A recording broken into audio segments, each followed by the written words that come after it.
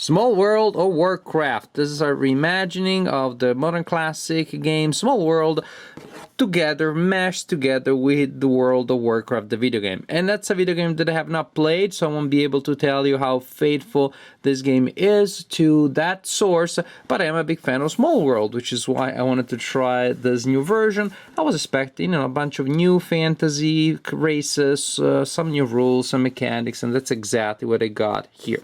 If you play the original game, it won't be hard for you to play this one, to learn this one. It's very, very similar. I believe, again, that the major differences are in the fact that the content is now based on these other races. Now, interesting, the play area takes place on these islands, and the number and size of the islands that you use is based on the number of players, and they're double-sided, so a lot of variety there.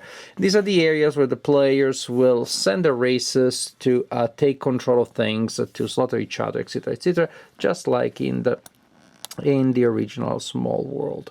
Like in the original Small World, each race is represented by several tokens indicating the units of that race, but the general characteristics of a race are represented by a tile indicating a race and another tile indicating the specialization. So these are mixed and matched and randomly assigned each game so that you will have different races, because here we have the defensive Blood Elves, and next time it's going to be the Marsh Dweller Blood Elves, or the Archaeologist Blood Elves, and so on and so forth.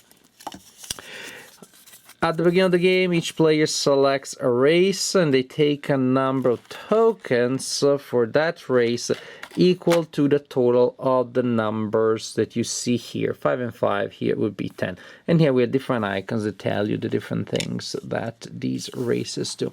So you pick up your tokens, and you also pick up your race, and so now, well, you're good to go. Each player does that, so each player will have a race.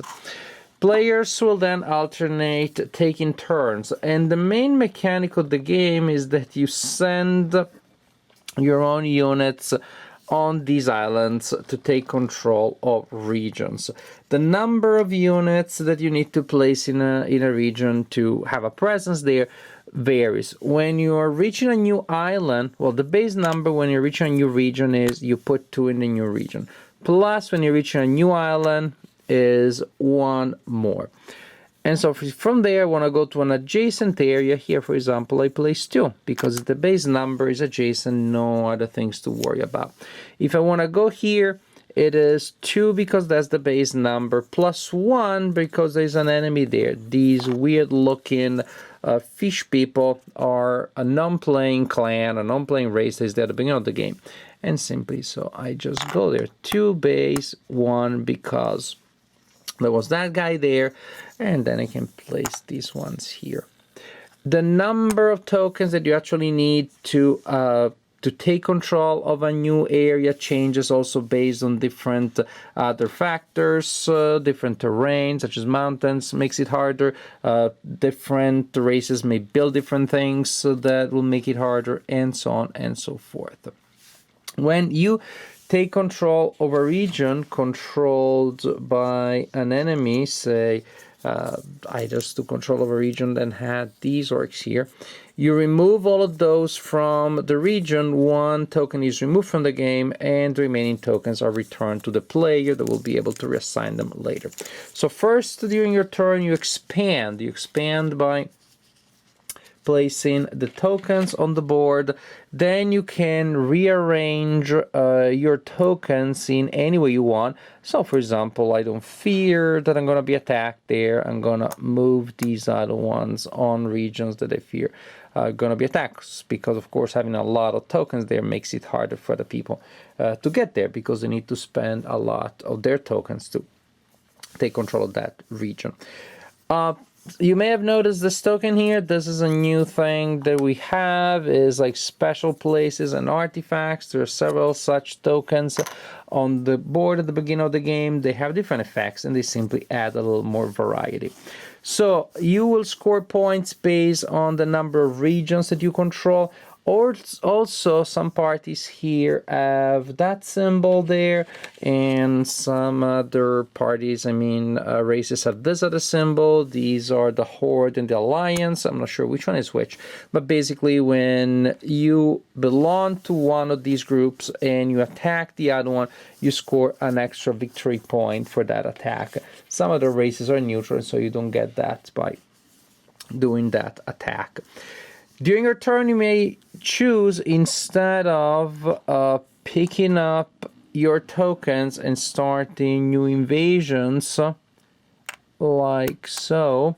Instead of doing that, because maybe you're stretched out, you taking control of a lot of things, and you don't really have a lot of opportunities for expanding, you can choose to go in decline, in which case you flip your tokens face down, one per region. All the other ones are removed from the game, and that's all you do. You still get to score with those, but what it means is that then next turn you choose a new race. There is the went in decline, loses its token.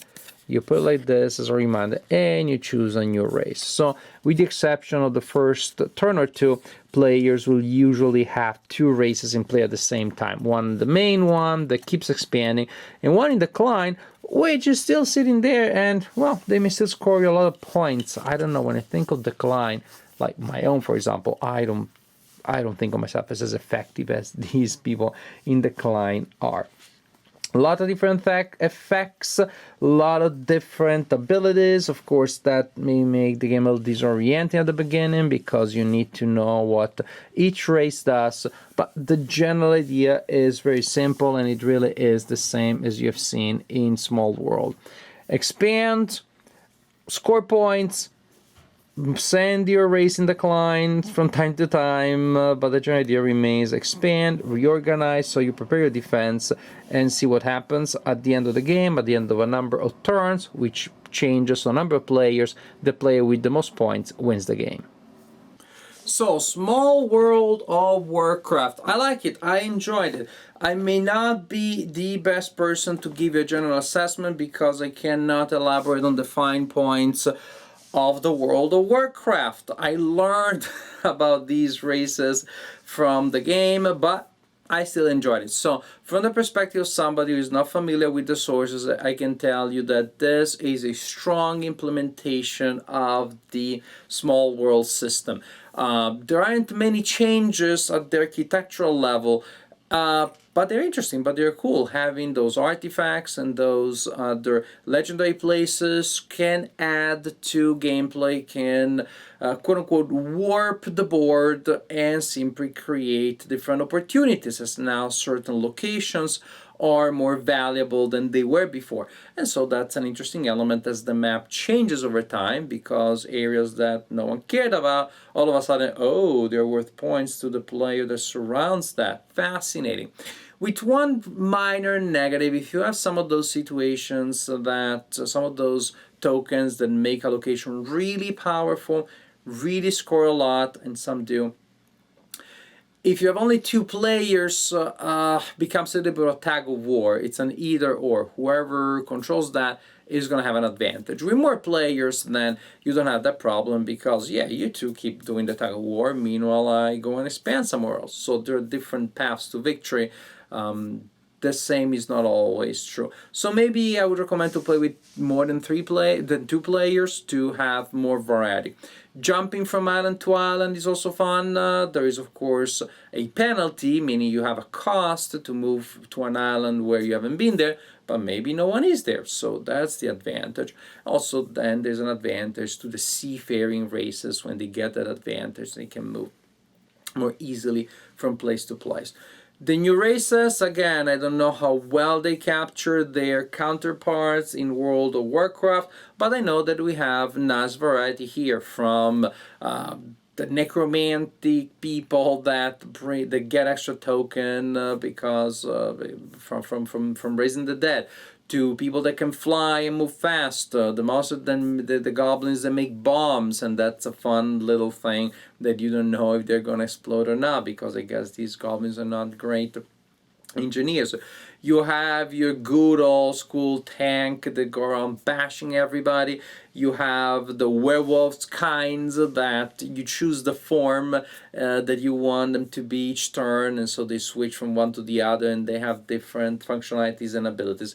Plus, of course, those different tiles so that you combine with them that give them different abilities. So I like it. I personally like it. I hadn't played Small World in a while. It was fun to rediscover the things that I like about Small World in a package that has those extra elements, those new races. So it's a nice, fresh implementation that I believe brings variety to a game that you probably played to death. It truly is a modern classic. So many people have played it in the hobby community, and so maybe that's just what we needed. Just a little bit of a not a facelift, but just a spinning the wheel in a different way. The overall game is truly the same. Scoring that extra point for Horde of Ally or Alliance really doesn't do anything.